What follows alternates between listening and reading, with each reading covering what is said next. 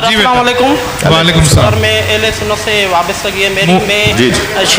میں شیخ عبد القادر شاہ جیلانی کا مرید بھی ہوں. ٹھیک ہے. جو آل نبی اولاد علی ہے. ٹھیک ہے سر. تو میرا سوال یہ ہے کیونکہ حضور صلی اللہ علیہ وسلم کا جو فرمان ہے آسمان ٹوٹ سکتا ہے زمین پھٹ سکتی ہے غلط نہیں ہو سکتا کیونکہ وہ آپ خود وہ بات نہیں کرتا کیونکہ جب تک وحی نازل نہیں ہوتی. ٹھیک ہے. حضور صلی اللہ علیہ وسلم جب ہجرت کا موقع تھا سر آپ میں تو اہل سنت کا ہوں اہل تشیع والے حضرات جو بھی ہیں وہ حضرت ہجرت والا جو موقع ہے وہ سارا کچھ کیوں نہیں بیان کرتے جو لاگے تاکہ آپ کے بھی جماعت کو پتہ چل جائے.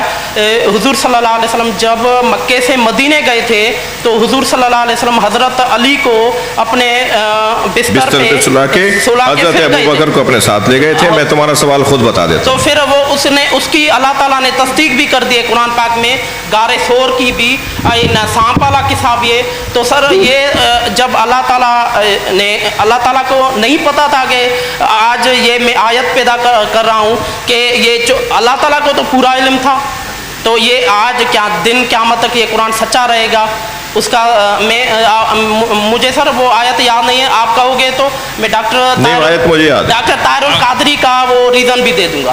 ایک یہ سوال ہے. دوسرا یہ سوال ہے سر میں اپنا وہ موقع دوسرا یہ اشر المبشرہ کون ہے سر؟ اشر المبشرہ کے صحابہ کے نام بتاؤ. جی دیکھیں ان کا جو پہلا سوال ہے نا پہلے تو یہ کہ میں آپ پہ یہ واضح کروں کہ ہم یہاں تفسیر کے آیات کے بیان کے لیے بیٹھے ہیں.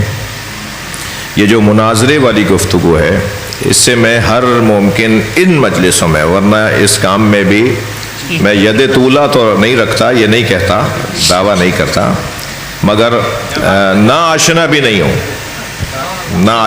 سبحان اللہ غافل بھی نہیں ہوں اور لا علم بھی نہیں ہوں ان مفاہیم سے اور ان موضوعات سے.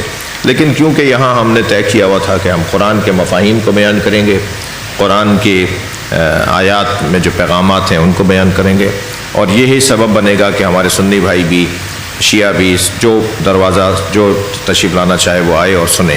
اور ایسا ہو بھی رہا ہے جیسے خود دلیل ہے آپ کا یہاں آنا اور آپ کا بولنا کہ آپ قرآن کی تفسیر سننے آ رہے تھے.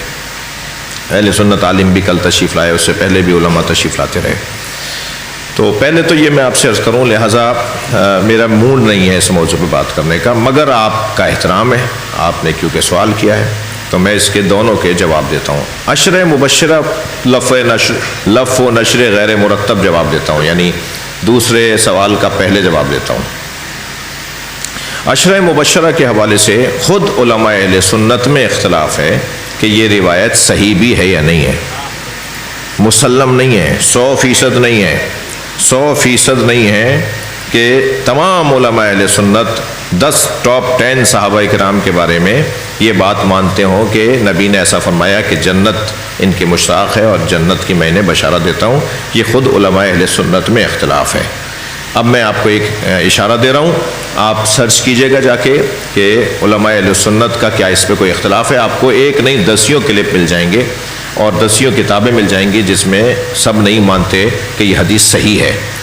ایک تعداد اہل سنت کے علماء کا یہ کہنا ہے کہ یہ جعلی حدیث ہے یہ حدیث صحیح نہیں ہے. ٹھیک ہے اچھا کچھ دیر کے لیے مان لیتے ہیں کہ عشر مبشرہ والی حدیث صحیح ہے. تو اس کا مطلب کیا ہے؟ نبی مکرم نے جب کسی کو بھی بشارت دی ہے بات ہو رہی ہے امت کی انبیاء کی بات نہیں ہو رہی. اہل بیت کا قصہ علیحدہ ہے. اہل بیت کیونکہ نفس رسول ہیں اہل بیت کیونکہ جان رسول ہیں اہل بیت کیونکہ ذات رسول ہیں. تو اہل بیت کے بارے میں بات نہیں ہو رہی ہے اصحاب کے بارے میں اور امت کے بارے میں. جب بھی نبی مکرم نے اصحاب کو یا امت کے کسی فرد کو کوئی بشارت دی ہے تو وہ اس کے آج تک کے جس دن بشارت دی ہے اس دن تک کے کردار کی بشارت ہے. اس بشارت پہ وہ معصوم نہیں بن جائے گا کہ کل کوئی گناہ نہیں کرے گا. اس کے معصوم ہونے کا اعلان نہیں ہو رہا وہ کہ اب میں نے آج اعلان کر دیا کہ یہ جنت میں جائیں گے تو اب یہ کوئی گناہ ہی نہیں کریں گے اب ان سے کوئی خطا ہی نہیں ہوگی یہ بس پاک صاف ہو گئے اب یہ جنت میں جائیں گے. ہاں مر جائیں آج ہی اگر ہم مان لیں کہ آج ہی یہ مر جائیں نبی کی بشارت سن کے تو ہم اس روایت کے مطابق مان لیں گے کہ وہ سیدھے جنت میں جائیں گے. مگر اس روایت کے مطابق پھر مانیں کہ پھر 10 لوگ معصوم بن گئے تھے. نبی نے انہیں 10 لوگوں کی عصمت کا اعلان کیا ہے کہ میں نے کیونکہ جنت کی بشارت دے دی ہے، اب ان سے کوئی گناہ سرزد نہیں ہوگا، میں ان کے معصوم. یہ نہیں مانتے علماء اہل سنت، یہ کوئی نہیں بولتا اس بات کو کہ وہ 10 لوگ معصوم تھے، ان سے کوئی غلطی نہیں ہوئی ہے. اگر آپ کہتے ہیں کہ ہاں انہیں معصوم ہونے کا، تو وہ تو خود مولا علی علیہ السلام کی خلافت کے موقع پہ فرماتے ہیں. ان میں سے بعض افراد یہ کہتے ہوئے نظر آتے ہیں کہ کاش میں نے یہ 3 کام نہ کیے ہوتے. ان 3 کاموں میں سے ایک کام یہ کہ کاش میں فاطمہ زہرا کے گھر میں داخل نہ ہوا ہوتا، کاش میں نے فلاں کے قتل کی گواہی کو قبول نہ کیا ہوتا. تو وہ تو بعد میں کہہ رہے ہیں ہم سے غلطیاں ہوئی ہیں. جب وہ کہہ رہے ہیں ہم سے بعد میں نبی کی رحلت کے بعد میں وہ کہہ رہے ہیں ہم سے غلطیاں ہوئی ہیں، تو پھر اس کا مطلب ہے کہ نبی عشرہ مبشرہ کی جو روایت کے مطابق ان کو بشارت دے کے جا رہے ہیں، اس کا مطلب یہ تھا کم سے کم، اور اگر ہم قدر مشترک نکالیں گے تو یہ کہ اسی دن اگر ان کی رحلت ہو جاتی تو وہ جنت میں چلے جاتے.